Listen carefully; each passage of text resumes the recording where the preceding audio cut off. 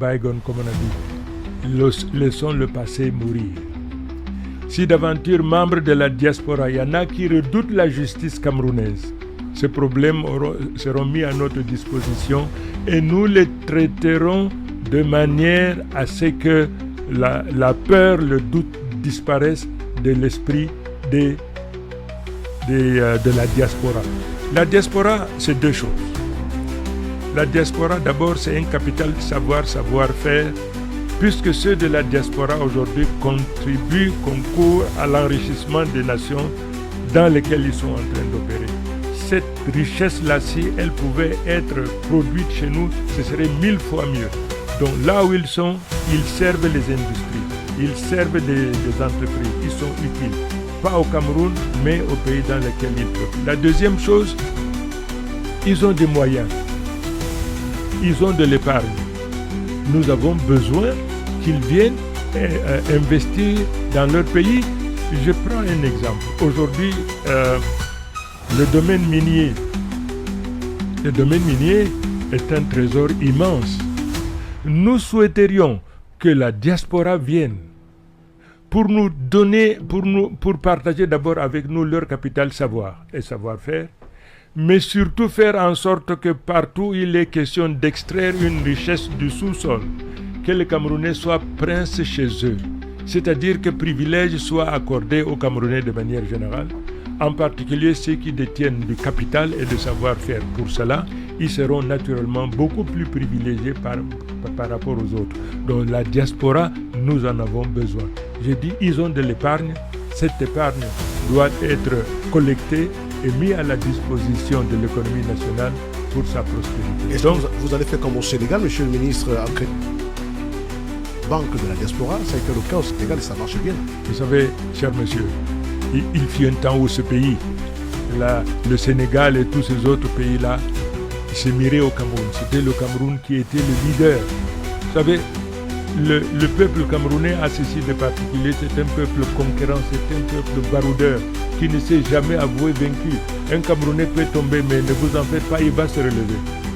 Aujourd'hui, on dirait le défaitisme, la fatalité s'est installée dans la poitrine des uns et des autres. Moi, dès que j'arrive, je vais dire aux Camerounais de manière générale, réveillez-vous, réveillez-vous. Le peuple camerounais était redouté pour son efficacité, voyez-vous, pour sa capacité, c'est un peuple qui a de niaque. Donc, la diaspora, qu'elle vienne. La diaspora trouvera en moi un partenariat. Je préfère 1000 fois leur investissement, la protection de leur investissement que des emprunts aujourd'hui à taux usuraires que nous contractons simplement parce que notre économie aujourd'hui n'a pas suffisamment de réserves. Lorsqu'une économie est prospère, le taux d'intérêt qu'on impose, ce n'est pas des taux, c'est des taux concessionnels.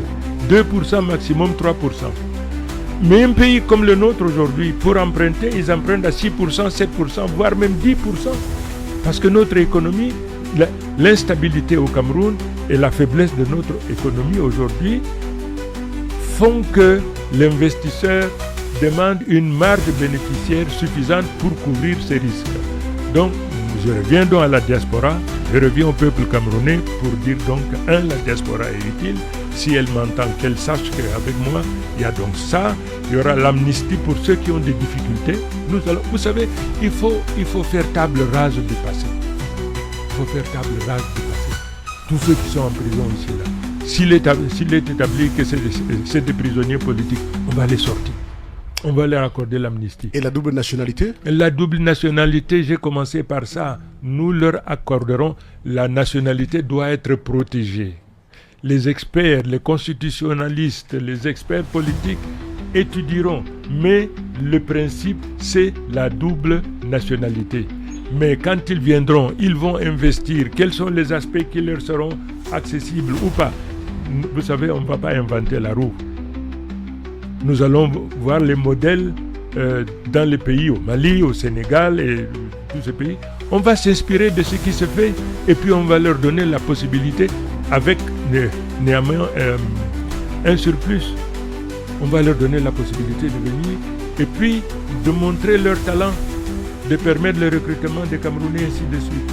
Donc la diaspora, c'est les partenaires dont j'ai besoin pour relancer notre économie, mais surtout il faut aller au tréfonds de chaque Camerounais aujourd'hui pour libérer, d'abord pour nous émanciper de la peur. Aujourd'hui, les Camerounais sont tenus en laisse par la peur.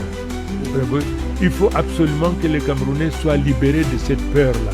Et d'ailleurs, c'est pour cette raison que tout va de mal en pire. Alors, monsieur le ministre candidat, vous le savez très bien, pour libérer les Camerounais de la peur, il va falloir que le chef suprême des armées, que vous serez, si vous êtes élu... Pourquoi vous dites si? Comment? Bon, dites, monsieur le président. Dites, monsieur le président, vous êtes président, et puis voilà, je comprends que... Je vous comprends très bien. Moi, je vais vous poser une question. Dites-moi un seul parti politique qui est en mesure de faire ce que j'ai fait jusqu'à date. Voyez, tous mes meetings, quels qu'ils soient, 10 000, 20 000, 50 000, 100 000 et plus, quel est ce parti politique-là? Vous avez réalisé des exploits. D'ailleurs, le président du Mandilé Manissé Kamel a dit hier que même en 92, il n'a pas vu une telle ferveur populaire. Non. Ça veut simplement dire que Thierry Malheur inspire confiance. Donc ne dites pas si vous êtes élu. Le peuple, lui, il a déjà fait son choix. Je constate que vous êtes en retard. Mettez-vous donc au niveau. Dans ce cas, vous avez parlé de la libération de la peur. Il va falloir donc que le chef suprême des armées remette l'armée à la nation. Cette question préoccupe Roland Tsapi. Oui, monsieur le ministre candidat, lors de votre démission du gouvernement, vous avez commis une lettre au Camerounais en expliquant un certain nombre de raisons pour lesquelles vous êtes parti et surtout en dénonçant des dérives au sein du gouvernement, parmi lesquelles celle de l'armée également. Alors, quelle est la réforme clé que vous apporterez au statut du militaire pour garantir son impartialité et sa loyauté à la Constitution plutôt qu'à une seule personne quand vous serez président? Vous avez tout dit. Fidélité et loyauté à la République, pas à un homme. Le malaise du Cameroun aujourd'hui procède de ce qu'il y a une concentration excessive du pouvoir entre les mains d'un homme. Demain, Chiroma, président de la République, ne lui confiez pas autant de responsabilités parce que le pouvoir est enivrant. Vous savez, c'est une drogue. Vous ne serez pas chef suprême des armées? Mais écoutez, je ne serai pas chef supérieur des armées ou chef supérieur des armées. Ce n'est pas l'enveloppe qui compte, c'est le contenu de l'enveloppe. Il ne faut pas qu'il y ait d'équivoque. Vous êtes, de par la Constitution, le chef des armées incontestablement. Mais il faudrait que cette armée-là soit au service de la nation, mais pas une armée aujourd'hui qui ne fait pas allégeance à la République, mais qui fait plutôt allégeance à cette espèce d'oligarchie prédatrice de notre richesse. Aujourd'hui, on vous dit que tel, voilà, sur haute instruction du chef de l'État, machin, vous apprenez donc tel nom. C'est délicat ce domaine-là. Je dis simplement que les militaires sont au service de la nation. Les militaires sont partie prenante de la nation,